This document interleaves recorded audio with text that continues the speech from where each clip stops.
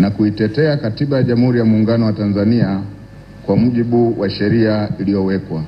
Ewe Mwenyezi Mungu nisaidie.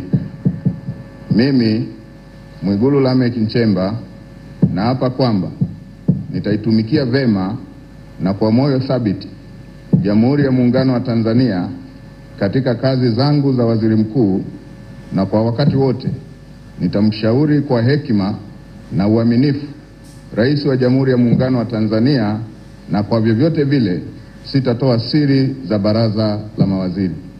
Ewe Mwenyezi Mungu nisaidie. Mimi Mwigulu Lameck Nchemba naapa kwamba katika kutekeleza madaraka niliyopewa kwa mujibu wa Katiba ya Jamhuri ya Muungano wa Tanzania, nitatetea na kudumisha umoja wa Jamhuri ya Muungano wa Tanzania kwa mujibu wa Katiba ya Jamhuri ya Muungano wa Tanzania. Ewe Mwenyezi Mungu nisaidie.